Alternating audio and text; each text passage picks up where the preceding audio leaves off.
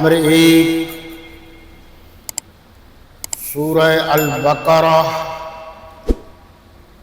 آیت نمبر 72، 73، 74، صفحہ نمبر 16۔ الحمدللہ وکفی وسلام علی عبادہ الذین اصطفی، اما بعد فاعوذ باللہ من الشیطان الرجیم، بسم اللہ الرحمن الرحیم۔ وَإِذْ قَتَلْتُمْ نَفْسًا فَادَّارَأْتُمْ فِيهَا وَاللَّهُ مُخْرِجٌ مَا كُنْتُمْ تَكْتُمُونَ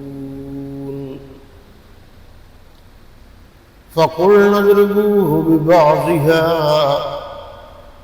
كَذَلِكَ يُحْيِي اللَّهُ الْمَوْتَى وَيُرِيكُمْ آيَاتِهِ لَعَلَّكُمْ تَعْقِلُونَ ثم قست قلوبكم من بعد ذلك فهي كالحجارة أو أشد قسوة وإن من الحجارة لما يتفجر منه الأنهار وإن منها لما يشقق فيخرج منه الماء وَإِنَّ مِنْهَا لَمَا يَحْبِطُ مِنْ خَشْيَةِ اللَّهِ وَمَا اللَّهُ بِغَافِلٍ عَمَّا تَعْمَلُونَ صدق اللہ مولانا العظیم۔ ترجمہ دیکھیے، اور جب تم نے ایک شخص کو قتل کیا تو اس میں باہم جھگڑنے لگے، لیکن جو بات تم چھپا رہے تھے اللہ اس کو ظاہر کرنے والا تھا۔ تو ہم نے کہا اس بیل کا کوئی سا ٹکڑا مقتول کو مارو، اس طرح اللہ مردوں کو زندہ کرتا ہے اور تم کو اپنی قدرت کی نشانیاں دکھاتا ہے تاکہ تم سمجھو، پھر اس کے بعد تمہارے دل سخت ہو گئے، گویا وہ پتھر ہے یا ان سے بھی زیادہ سخت، اور پتھر تو بعض ایسے ہوتے ہیں کہ ان میں سے چشمے پھوٹ نکلتے ہیں، اور بعض ایسے ہوتے ہیں کہ پھٹ جاتے ہیں اور ان میں سے پانی نکلنے لگتا ہے، اور بعض ایسے ہوتے ہیں کہ اللہ کے خوف سے گر پڑتے ہیں اور اللہ تمہارے عملوں سے بے خبر نہیں۔ اللہ تعالیٰ کے فضل و کرم اور اس کی مہربانی سے آج ہم سورہ البقرہ کی آیت نمبر 72، 73، 74 کا مطالعہ کرنے کا اعزاز اور شرف حاصل کر رہے ہیں۔ آپ نے پیچھے پڑھا اور آپ کے مطالعہ میں یہ بات آئی کہ جب حضرت موسیٰ علیہ السلام کتاب لے آئے، فرامین لے آئے، پھر 73 آدمی گئے، انہوں نے اللہ کی باتیں سنی، پھر آئے۔ ان آیات میں یہ بتایا گیا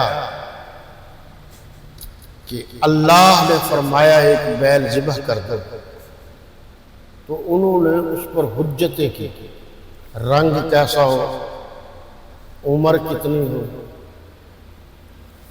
اور کیسا ہونا چاہیے۔ تو کسی نبی کے سامنے امت کے لوگوں کا بار بار سوال کرنا یہ غلط ہوتا ہے۔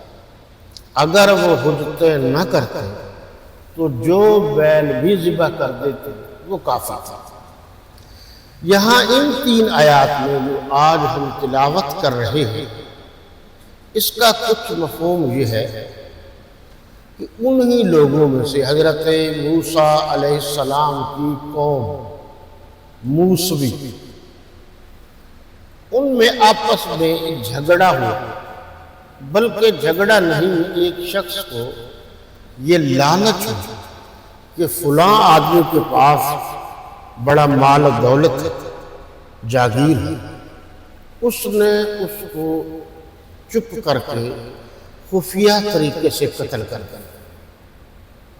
قتل کرنے کے بعد شور ڈالا اور الٹا موسیٰ علیہ السلام کے پاس بھی آ گئے کہ یہ وہ فلاں قتل ہو گیا ہے، کس نے قتل کر دیا؟ یہ اس طریقے کا آج بھی آپ واردات کا طریقہ انداز دیکھ رہے ہیں۔ حضرت موسیٰ علیہ السلام نے اللہ سے درخواست کی،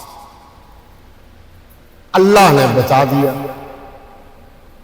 حضرت موسیٰ علیہ السلام نے فرمایا کہ اللہ کا حکم ہے کہ آپ یہ بیل، جانور، بچڑا، اس کو ذبح کریں۔ ذبح کرنے کے بعد اس کا ایک ٹکڑا گوشت کا، وہ جو مقتول ہے اس کے کسی حصے پر زور سے مارے۔ چنانچہ اب اس میں 2 پہلو تھے۔ اللہ تبارک و تعالیٰ دکھانا چاہتے تھے کہ ہم مردوں کو زندہ کیسے کریں۔ تو ذبح کرنے کے بعد انہوں نے وہ ٹکڑا مارا، وہ زندہ ہو گیا، اور اس نے بتا دیا کہ میرا قاتل فلاں ہے، اور اس کے بعد وہ پھر مر گیا۔ تو قاتل کا پتہ چل گیا ہے، اس طریقے سے وہ قاتل پکڑا گیا۔ پھر اس کو شہادت ہمارے ہاں یہ ہے کہ پھر گواہی ضروری ہے، لیکن چونکہ اللہ کے پیغمبر نے کہہ دیا اور وہ جانور جو ہے جس کو ذبح کر کے مارا تھا اس نے بتا دیا، یعنی مردے نے خود بتا دیا زندہ ہوا، تو اس کے بعد کسی گواہی کی ضرورت نہیں تھی، اس لیے ان کو سزا دے دی گئی۔ ان میں اللہ کی قدرت کی نشانیاں تھیں کہ ہم زندہ کیسے کرتے ہیں۔ اچھا، یہ بہت سارے لوگ کہتے ہیں کہ کیسے زندہ کریں گے؟ بھئی جس طریقے سے اب بنایا ہے پھر بھی تو اللہ بنا سکتا ہے۔ اللہ کے بنانے میں کیا دیر ہے؟ وہ تو خالق ہے۔